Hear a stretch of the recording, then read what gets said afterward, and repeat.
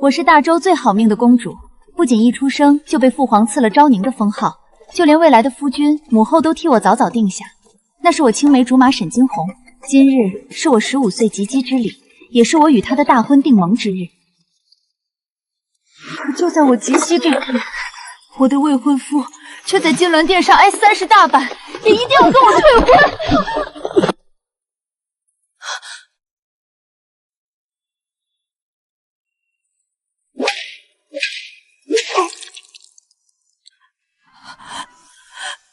沈惊鸿，你当真这般狠心，不顾我们往日情谊？昭宁，阿芷说过，婚姻自由，人该追求自己所爱。我与你之间只有圣旨和束缚，那不是真爱。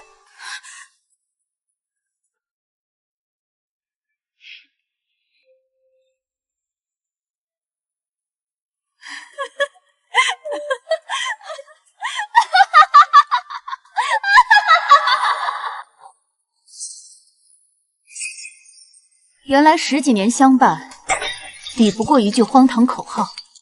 沈惊鸿，那这婚约，本宫不要也罢。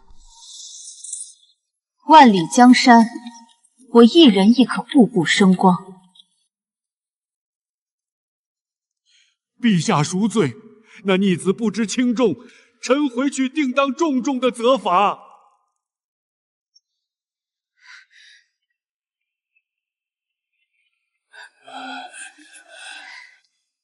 老将军，快请起！您与老夫人一生戎马，忠心耿耿，父皇心里都记着呢。今日之事，只是我与沈经鹤之间的事，与您2位无关。看在昭宁和你们往日公公的分上，朕今日不降罪沈家，你们先回去，此事朕自有决断。谢陛下隆恩，谢公主大恩。你当着满京城的面被他抛下，朕想帮你讨个公道，为什么拦着？父皇，老将军世代忠良，若因沈惊鸿一人而重罚沈家，寒了忠臣的心，得不偿失。况且这朝中上下多少大事等着您解决，女儿这点委屈，不值当您费心。朕的昭宁这般温良聪慧，心怀大局，沈惊鸿那逆子真是不知好歹，如此轻贱于你。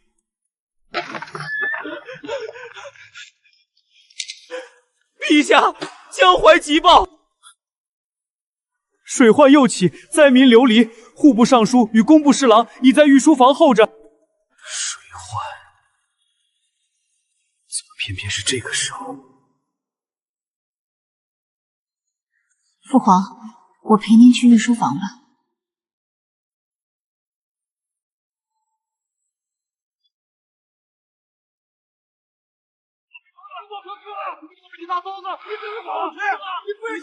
陛下，江淮灾民已达数十万，流离失所。若不立刻开仓放粮，灾民无粮可食，恐生大乱啊！求陛下立刻下旨开仓。尚书大人说的轻巧，如今红袍未过，若不先调集银钱民夫修造堤坝，一旦暴雨再临，江淮堤防全线崩溃，届时整个江淮化为泽土，你放再多的粮，也只能去水里喂鱼。修堤，无粮安民，民夫何来？灾民早就饿得拿不起铁锹了，你这是舍本逐末！不修堤坝，放粮也是白放，洪水一冲，万事皆空。你才是因循守旧。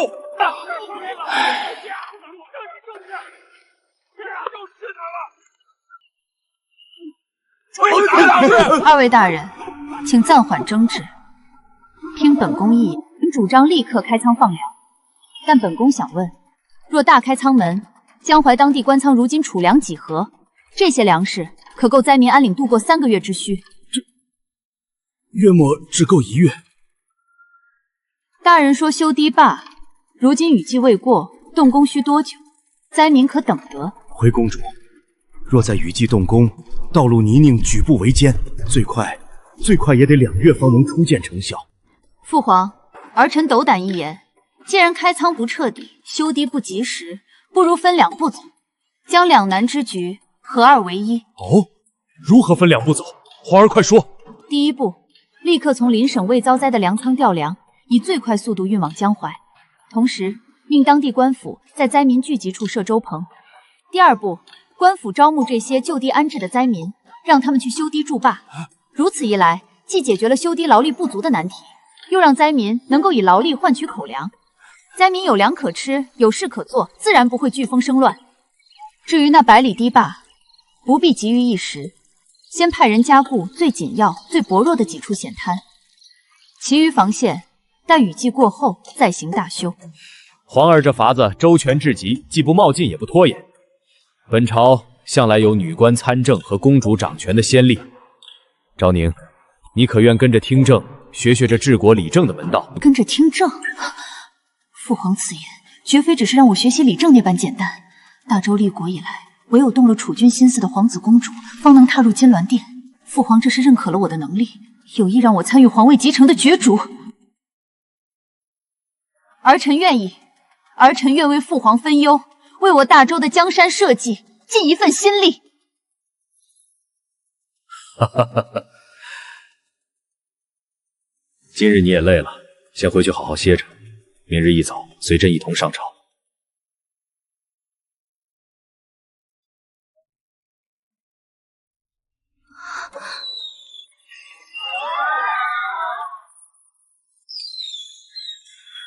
公主，这是三公主宫里放的烟花，这京城里头也就三公主捣鼓得出这稀罕玩意儿来。公主，您认识这烟花？沈惊鸿跟我提过，说是苏芷芷造出来的。说起三公主，奴婢至今想来还觉得奇怪。3月前那次落水，三公主整个人就像换了个人似的。那日不知怎的，在荷花池边滑了脚。救命啊！三公主落水了，快来人啊！从前的三公主走路都不敢抬头，见了人恨不得把自己缩成一团。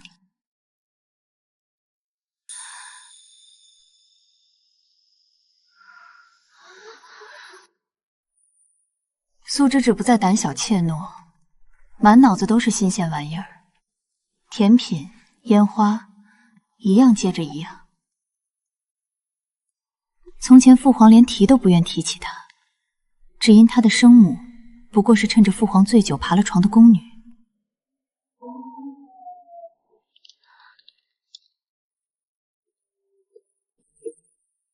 陛下的意思，给你些银子，出宫去吧。嬷嬷，我有了身孕。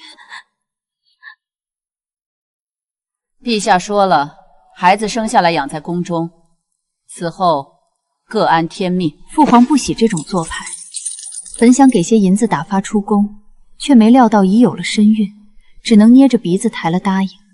此后再未踏足过他的寝宫，就连苏芷芷也跟着从未得过半分宠爱。烟花再美，不过是个哄人开心的物件，哪有攥在手中的实权来得重要？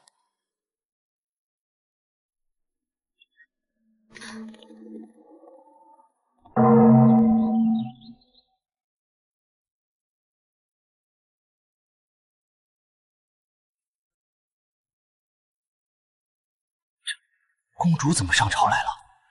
本朝虽有公主掌权的先例，但自陛下即位以来，可从未有过公主踏入这金銮殿议政。几位皇子怕是也没想到。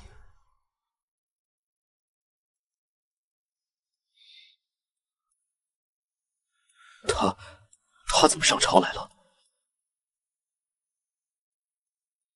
江南水患未平，灾民流离失所，此乃当下头等要务。诸位皇子可有良策？回父皇，儿臣以为当以安抚为先，至于如何安抚，还需户部与工部详加商议。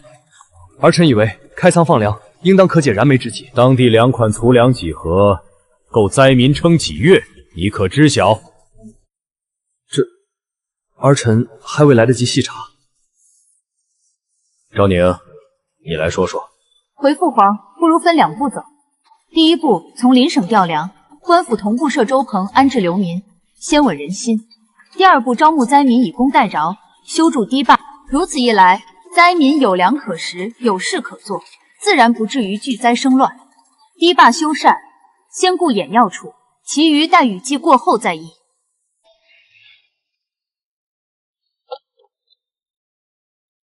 陛下，臣有本奏。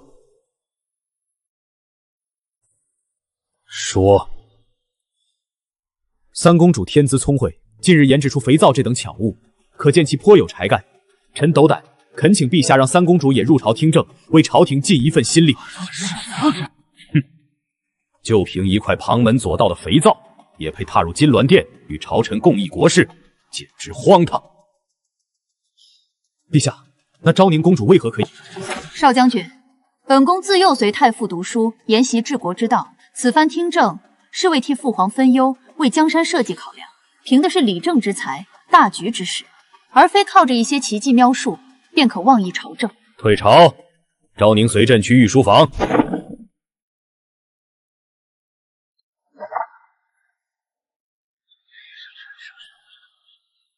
陛下，三公主暗中制盐，以新发制出的精盐成本极低，产量极高。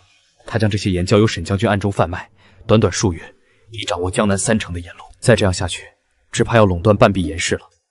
沈将军手上本就握着边关10万兵权，若再有前辽之力，恐怕……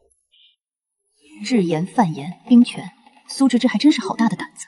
一个宫婢所出的庶女，竟敢把手伸到盐铁之力上，而沈惊鸿堂堂少将军，竟也甘愿为他做这掉脑袋的买卖，真是反了天了！沈惊鸿那个混账，退婚的事朕还没跟他算账，如今竟敢联手做这等勾当。10万兵权在手，盐路又被他捏着，朕如何能安？父皇莫急，儿臣有一计，可永绝后患。皇儿但说无妨。请父皇下旨，为沈惊鸿与苏芷芷赐婚。本朝规矩，外戚不得掌兵。婚事一定，沈惊鸿交出兵权，便名正言顺，无人能反驳。兵权收回后，便等他们大婚当日。届时沈府宴请四方，必然疏于防备。咱们带着私盐账册、人证物证前去，人赃并获，任他们如何辩解，都难逃罪责。你这一计倒是狠辣。朕这就拟旨赐婚。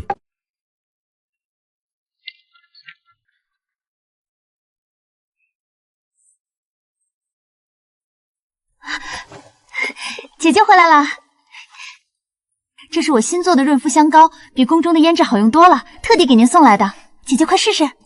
不必了，本宫用不惯这些。皇妹若是无事，便请回吧。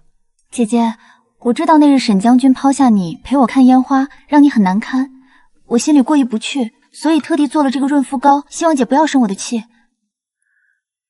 可是姐姐，我们生而为人都是平等的，婚姻不应该被包办，追求自己喜欢的人不丢人的。说够了没有？本宫从未在意过什么情爱纠葛，更没工夫沉溺于儿女情长。本宫心中装的是朝政，是百姓，是大周江山。别用你那满脑子只有情情爱慕的脑子来揣评评判本宫的心思。送客！放开我！你们放开我！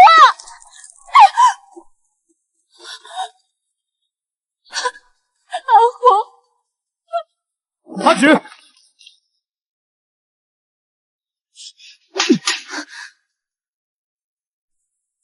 你身为长姐，竟然当众欺负阿芷，简直蛮不讲理！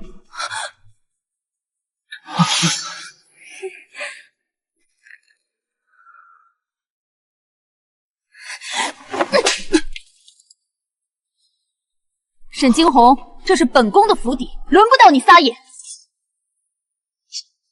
说起来，你们倒该谢谢本宫。就在方才，本宫替你们求来了赐婚的旨意，父皇已经在御书房等着拟旨了。你们二位等着当一对名正言顺的夫妻吧。惊鸿，他说的是真的吗？我们可以成亲了。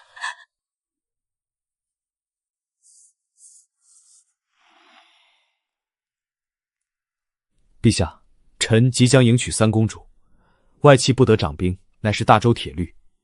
臣自愿交出兵符，以表忠心。你倒是交得痛快，为了一个女子，连这10万大军的兵权都舍得。臣与阿芷两情相悦，此生足矣。罢，来人，收下吧。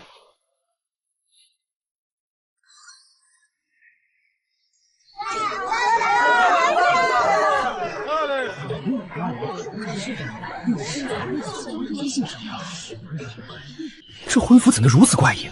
竟是白色的纱帐。嘘，这可是三公主自己弄的，说是叫什么婚纱，稀奇的很。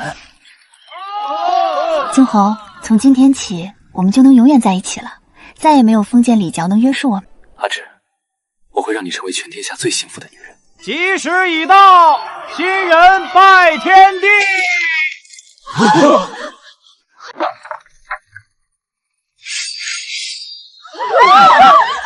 放肆！今日是我与三公主大婚之日，谁敢带兵擅闯神府？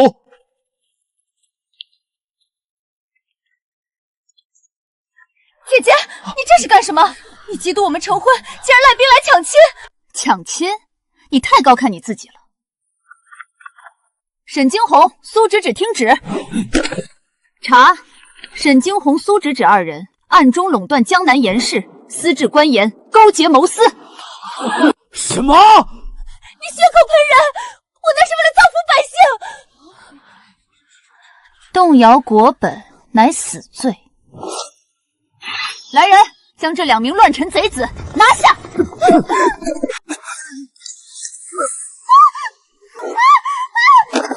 开我！我是穿越来的，我是女主角，你们不能这样对我！昭宁，你为何要如此陷害我们？我不服！带回天牢，本宫亲自审。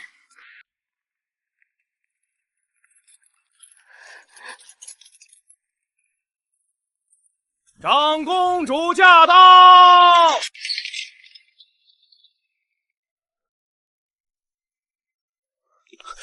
昭宁，沈惊鸿私犯官盐，勾结乱政，以兵权谋私利，3罪并立，你可认罪？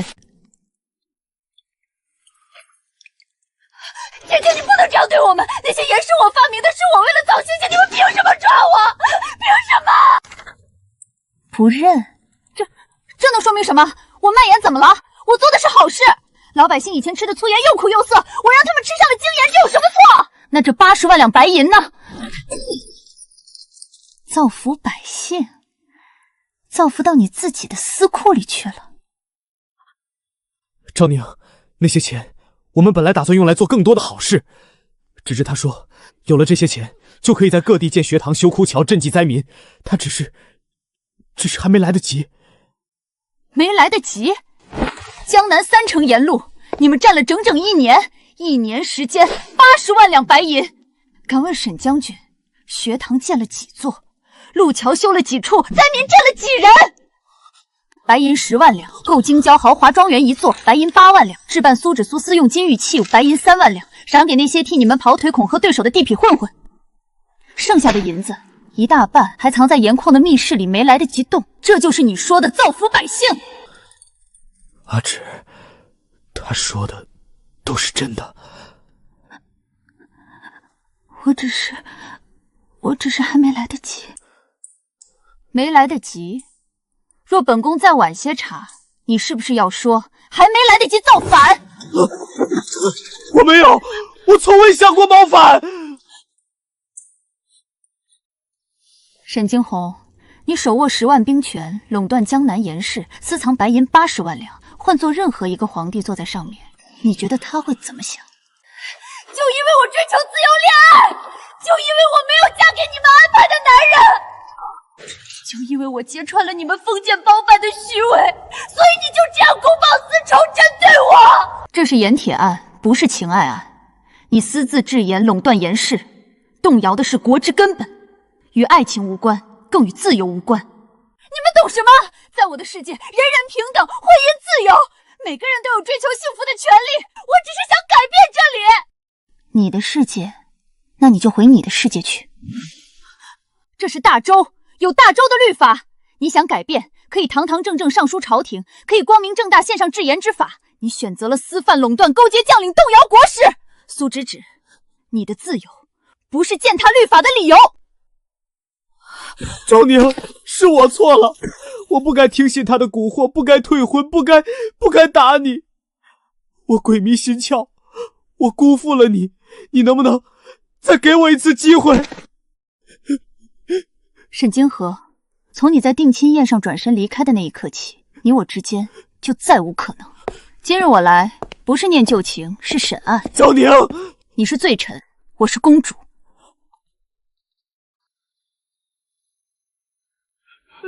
臣教子无方，愿以臣3代军功换那逆子一条性命，求公主开恩，求陛下开恩！老将军请起。沈惊鸿有罪，自当受罚。但沈家世代忠良，功在社稷，本宫绝不会牵连无辜。沈家旧部中，凡未参与私盐案者，一律不究。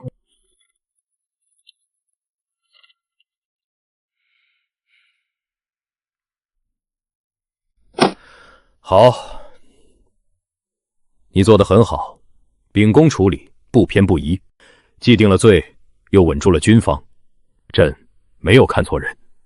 儿臣不过是依国法行事。这5个字说起来容易，做起来难。多少人在情与理之间摇摆不定，你却能挥剑断情，守住本心。好，极好。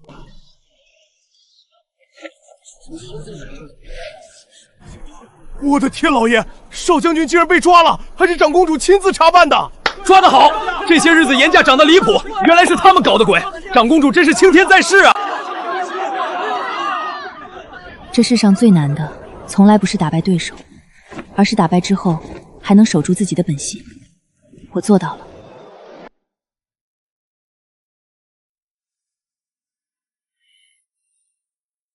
陛下，臣有本奏。陛下龙体欠安，储君之位不可久虚。臣等恳请陛下早日立储，以定国本，安天下民心。陛下，皇长子仁德宽厚，素有贤名，当立为储，此乃顺应天意。荒谬！四皇子才略过人，屡立军功，威震边关，方能堪当大任。立储当看综合，武殿下广结善缘，亦是良选。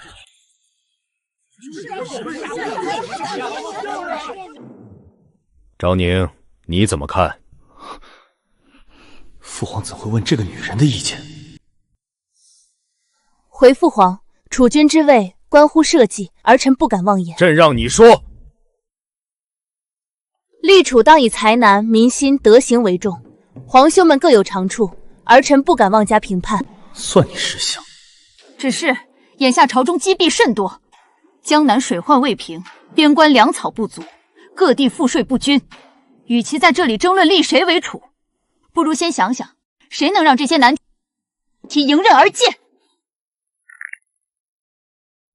哈哈哈哈哈哈！好，那你来说说这些难题该如何解？江南水患，当疏堵结合，以工代交，化灾民为劳力，既平水患，又安民心。边关粮草可改漕运为陆运，各地赋税当重新丈量田亩，按时征收，严禁地方豪强随意摊派。回父皇，竟然连这些此外，朝中用人当以才干而先，而非论资排辈。这些年科举取士，多少寒门学子空有抱负，却无出头之日，而世家子弟占据要职，却尸位当餐。长此以往，朝政何以清明？大周何以强盛？好，儿臣以为的，此法虽好，但需徐徐图之。退朝。昭宁，你随朕来。你今天这一番话，可把几个皇兄得罪的不轻，更是把满朝世家都得罪了。儿臣只是实话实说。这世上的实话最是伤人。不过你说的对，朝廷确实积弊太多，是该狠狠整顿了。这是江南刚来的急报，水患又起，灾民流离失所，暴乱一触即罢。朕想让你去处理，你可敢接？儿臣领旨，定不负父皇重托。这条路我选定了，就不会回头。报！800里加急，边关粮草短缺，军中人心浮动。父皇，必须立刻从国库调拨10万担军粮支援边关。大皇兄说的轻巧，江南水患正需巨额钱粮赈灾，哪来的10万担军粮？你要看着江南灾民一死造反吗？边关若破，北敌铁骑南下，大周社稷何存？内乱若起，大周一样要亡。你们这些逆子！传太医！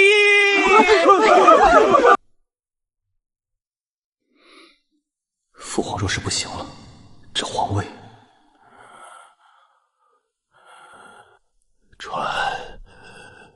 传朕旨意，公主沈昭宁监国。父皇，这不可！自古哪有女子监国？闭嘴！待朕处理朝政，主持早朝，谁敢抗旨，杀无赦！儿臣领旨谢恩。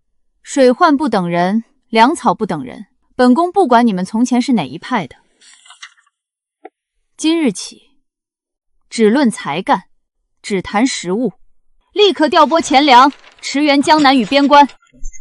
前任公主明鉴，国库空虚，连年征战加上天灾，实在是一滴粮1两银子都榨不出来了。看你一个黄毛丫头怎么……国库空虚。这是盐铁案抄没的账本，白银80万两，加上苏侄子私藏的盐矿银库，少说也有150万两。本宫问你，这些钱去哪儿了？即刻从抄没的赃款中拨60万两镇江南，40万两压边关，余下50万两冲入国库。你们几个皆是科举出身，胸有抱负。今日本宫提拔你们，全权负责赈灾与粮草押运。臣等定肝脑涂地，死而后已。好一个沈昭宁，拿着父皇给的鸡毛当令箭，竟然连我的人都敢绕过。殿下息怒，那咱们怎么办？他不是爱逞能吗？传信给江南和边关沿途的暗桩，在后续的强梁上做些手脚。我要让他知道，这朝廷还轮不到一个女人来做主。报：江南水患已平，灾民安置妥当。报：边关粮草如期运抵，军心大定。得意吧？马上你就会从云端跌落谷底，克扣后续粮草的事，我看你怎么收场。监国公主，臣听闻江南后续赈灾款迟迟未到，引发灾民小规模暴动。公主启用那些寒门官员，只怕中饱私囊啊！请公主即刻下令捉拿那些寒门官员，并向天下谢罪。大皇兄，戏演完了吗？你以为本宫不知你暗中串联外戚克扣强粮的勾当？你以为本宫拨破强粮时不留后手？每一笔款项，本宫皆派了专人暗查。你的人刚动手脚，证据便已到了本宫案头。你算计我！将涉事官员全部革职查办。大皇子枉贵灾民死活，罚俸3年，禁足府中思过。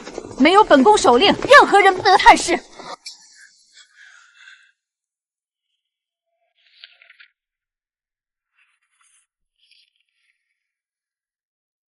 你做得很好，比朕预想的还要好。儿臣只是尽本分。起来吧，朕有一件事想与你商量。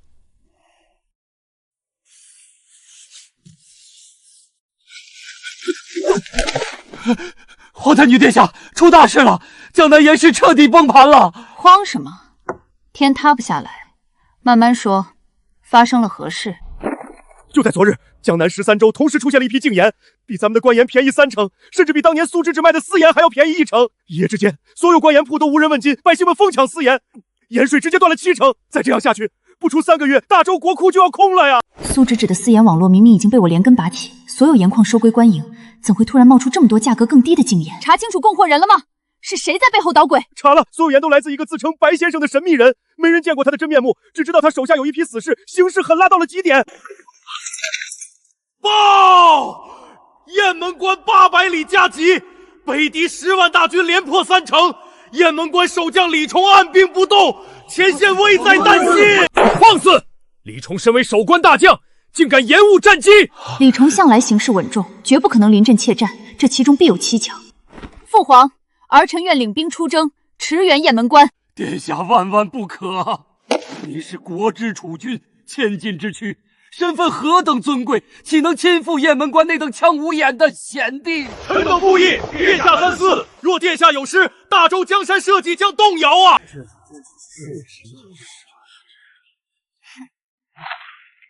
国难当头，北狄蛮子就要踏破我大周的河山，尔等竟还在和本宫谈什么尊贵？父皇，儿臣身为大周皇太女，享受万民供奉，理应为国分忧，为民请命。若儿臣连雁门关都守不住，便不配当这个储君。传朕旨意，赐太女虎符，朕给你5万禁军，再调遣西北3路大军悉数归你节制。朕在京城等你凯旋。儿臣定不辱命。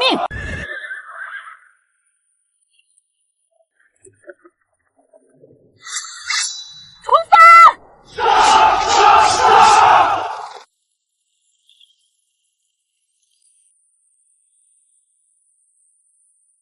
殿下，雨太大了，前面就是黑松林，地势险要，要不要安营扎寨，明日再？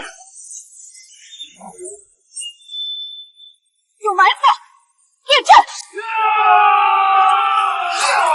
保护殿下，是北狄的顶级杀手。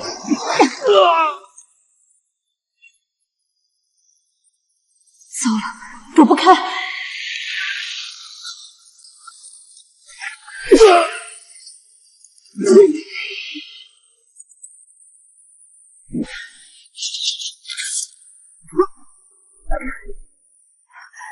你是谁？为何救我？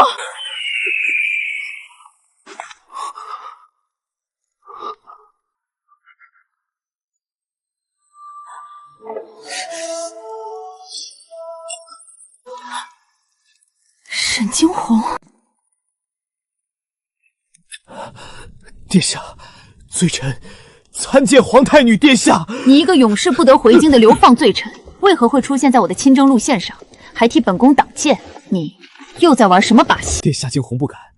从铁牢里您砸出那本账册起，我就知道我这半生错的有多离谱。我暗中跟着您的军队，只是想用这条命护您周全，以此赎罪。你最好拿点有用的东西来赎。所用连弩绝非北狄军中常规级精器，到底是谁派来的？是苏芷芷。荒谬！苏芷芷已经被判处极刑，秋后问斩。本宫亲自批的折子。没有，他根本没有死。铁牢里死的那个人是被毁了容的替身，他利用一种会爆炸的粉末炸塌了牢房一角，买通了贪财的狱卒。他逃去了北狄，将所谓的现代知识全部献给了北狄大汗。殿下，江南的那个白先生就是他。他用更低廉的私盐搞垮我朝严氏，又用那些钱在北狄打造了极其可怕的武器。今夜的连弩只是冰山一白，李崇按兵不动，就是因为惧怕他手中的新武器。原来如此，严氏崩盘，边关告急，李崇按兵不动，精准的伏击，所有的线索终于串起来了。来人！殿下有何吩咐？抛弃一切辎重，轻装简行，2日内必须抵达雁门关。本宫要亲手剁了那个叛国贼。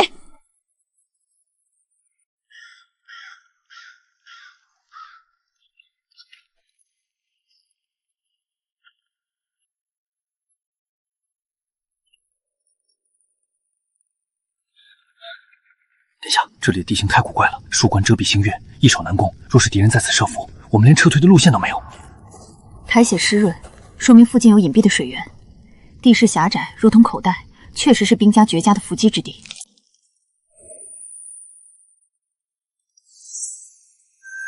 小心！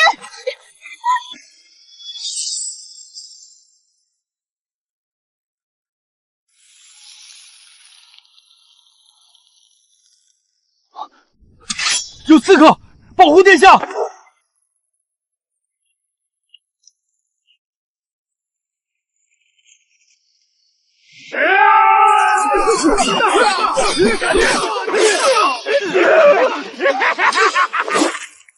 是炸药！退！快退！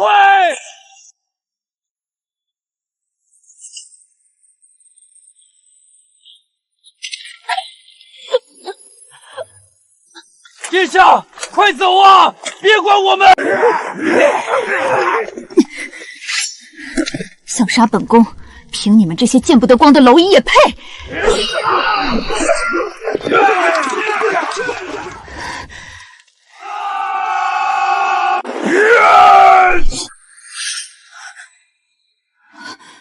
到今日，竟要殒命来此。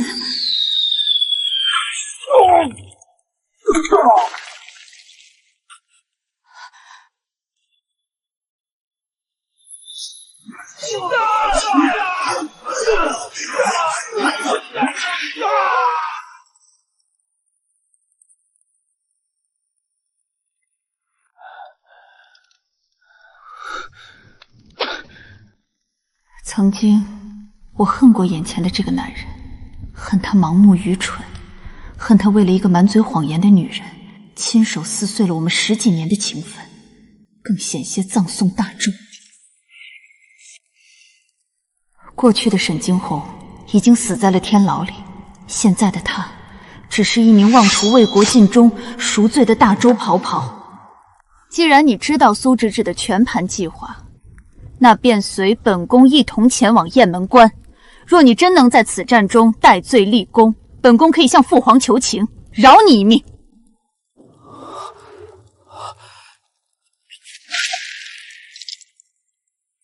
谢殿下隆恩，末将沈惊鸿，就算粉身碎骨，也定会守住雁门关。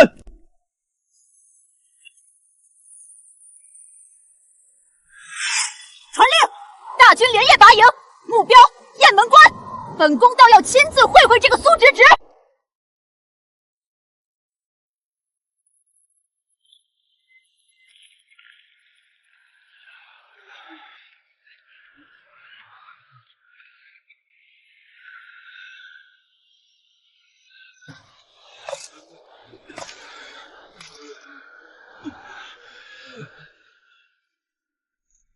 北狄倾国路之命已至，雁门关，大周的最后一道屏障。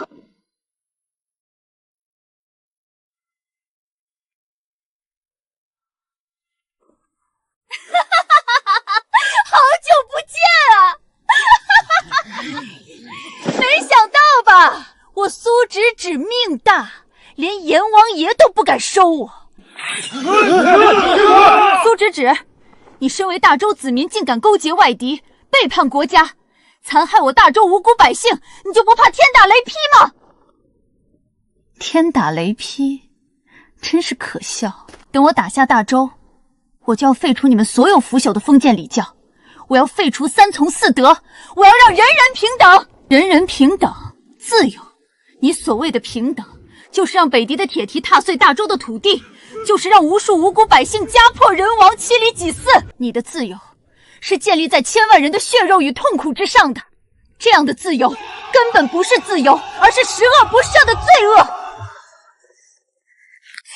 冥顽不灵的蠢货，既然你想死，我就成全你。全军听令，给我攻城！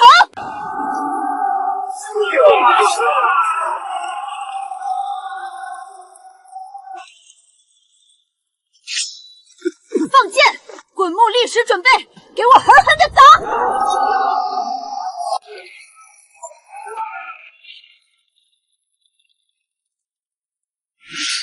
大周沈惊鸿在此。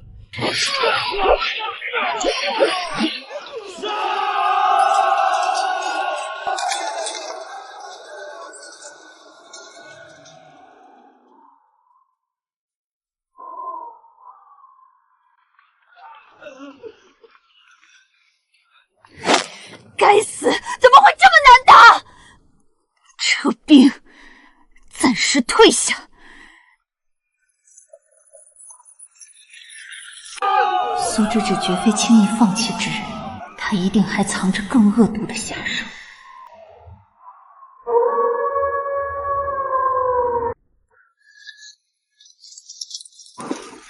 殿下，末将刚才带人巡逻，抓到了一个北狄的探子。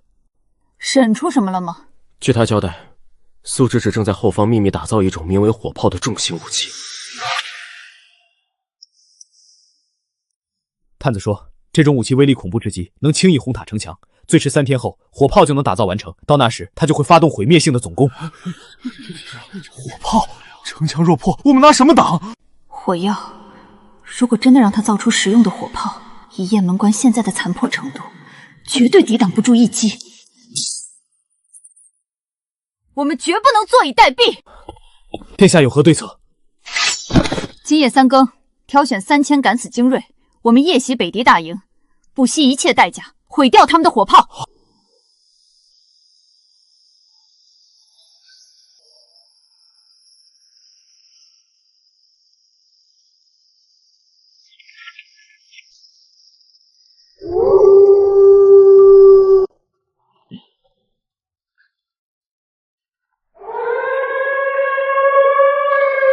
不好，殿下，我们中埋伏了！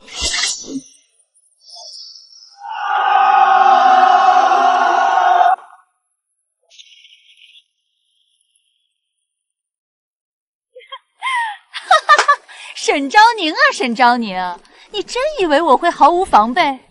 我早就算准了，你一定会来夜袭。我在这里可是等你很久了，今晚这里就是你们的葬身之地。弓箭手，放箭，给我把他们射成筛子！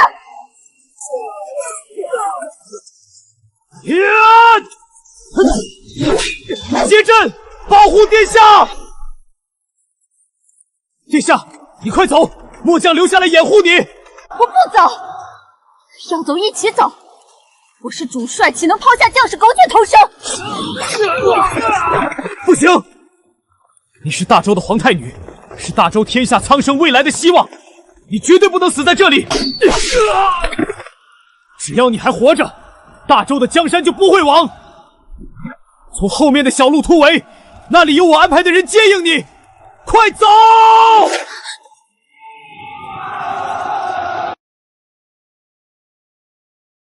沈惊鸿！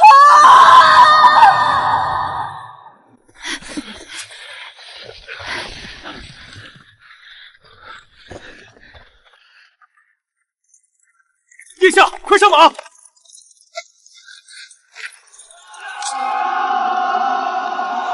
沈惊鸿，我一定会为你报仇的。我向你发誓，我一定会守住雁门关，守住大周的江山。殿下，夜袭失败，苏芝芝的火炮毫发无损。一旦他发动总攻，雁门关迟早会被轰平。我们现在该如何是好？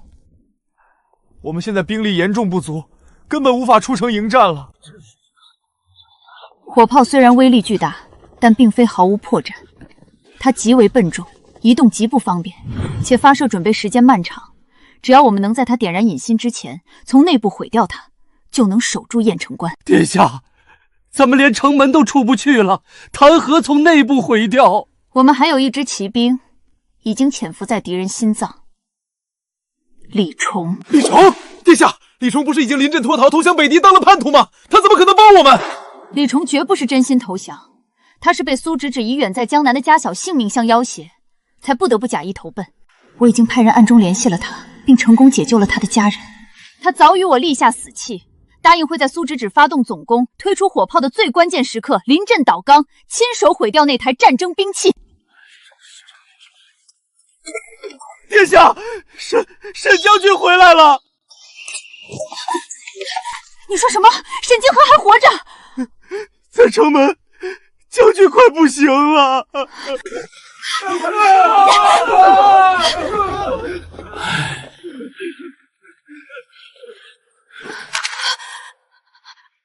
沈惊鸿，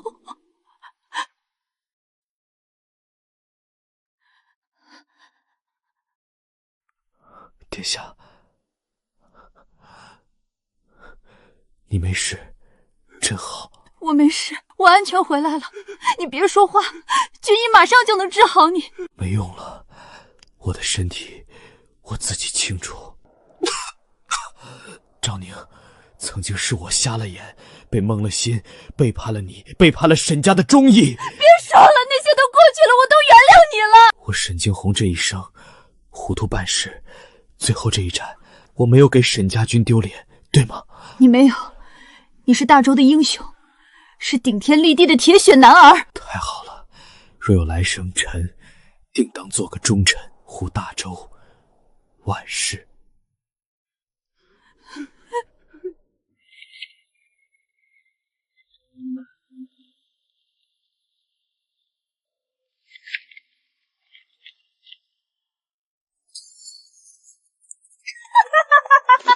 沈昭宁，今日就是你的妻！我倒要看看你这引以为傲的雁门关能不能挡住我跨时代的火炮！苏芷芷，别得意的太早，今日鹿死谁手还不一定呢。死到临头还嘴硬，给我开炮，把城门给我轰成渣！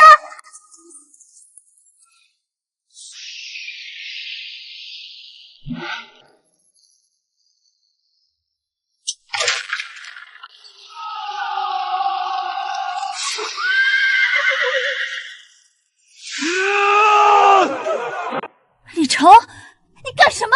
你敢临阵退缩？苏芷芷，你这个妖女，我忍你很久了。今日我就要替天行道，毁了这害人的妖物！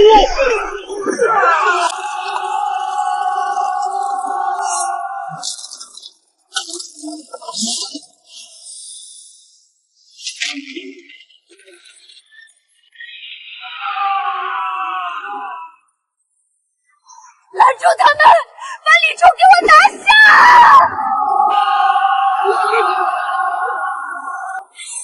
大周将士听命，杀！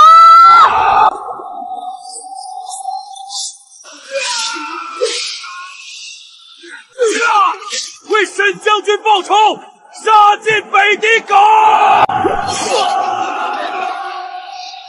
苏芷芷，你欠大周百姓的血债，今日必须偿还！苏芷芷，哪里跑？沈昭宁，你别逼我！你真以为你能杀得了我？是你在逼我！你勾结外敌，背叛国家，害死那么多无辜百姓，害死沈惊鸿！今日我就要替天行道！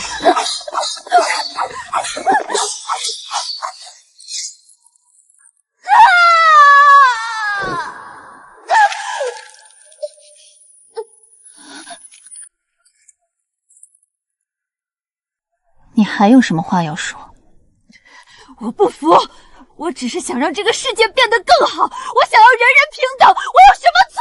你错就错在把野心建立在天下人的白骨之上。真正的改变绝不是靠屠杀，你想要平等，这些我都会去做，但我会用正确的方式，在大周的律法和规矩之内，堂堂正正的改变这个国家。原来我从一开始就错了。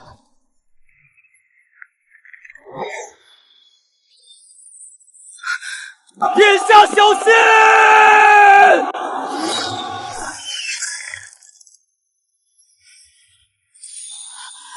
李成！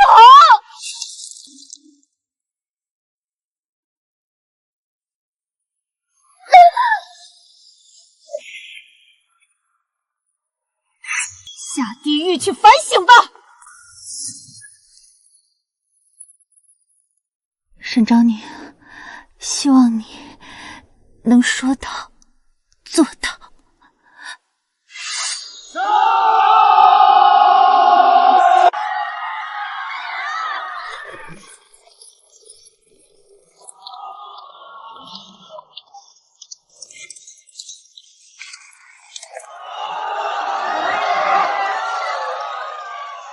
长公主殿下千岁，大周万年，多谢殿下救命之恩。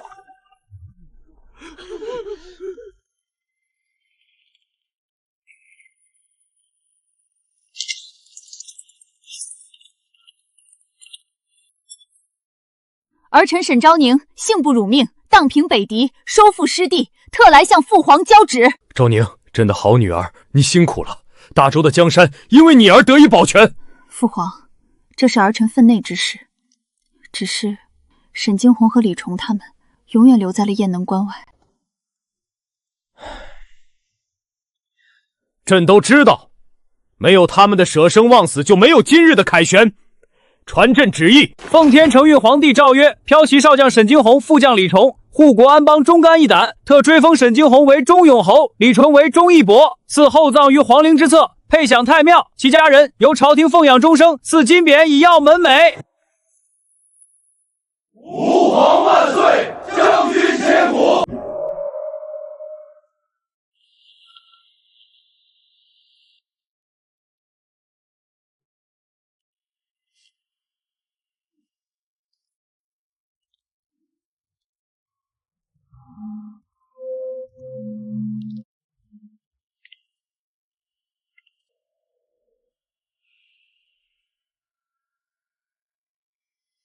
曾经，我以为爱情是一个女子的全部，我以为嫁给沈惊鸿，相夫教子，就是我一生的归宿。但命运的重击不仅让我从那场可笑的美梦中惊醒，也彻底击碎了套在我身上的枷锁。我也能像男子一样手执朝纲，平定天下。我能让大周的江山海晏河清，能让这天下的女子再也不必依附他人而活。真正的自由与平等，不是靠逃避，更不是靠施舍，而是自己走上这至高之位。奉天承运，禅位于皇太女，钦此。众爱卿平身，今日登基，开大周新纪元。第一，大赦天州县3年赋税，与民休息。第二，重用寒门，整顿吏治，凡有大才皆可入朝，绝不容时世家门阀再行垄断。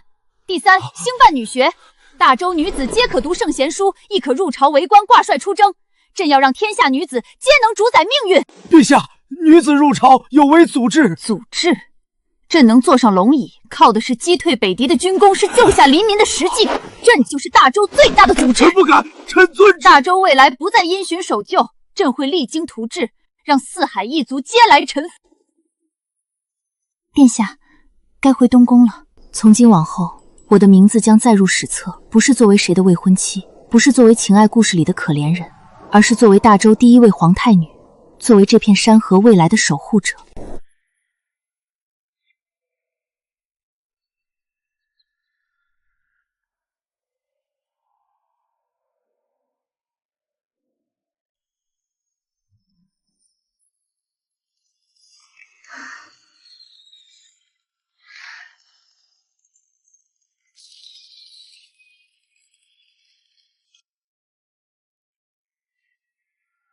这些石头见证了这座城数百年的兴衰。那时候的我，满心满眼都是它；如今的我，眼里是万里江山，心中是天下苍生。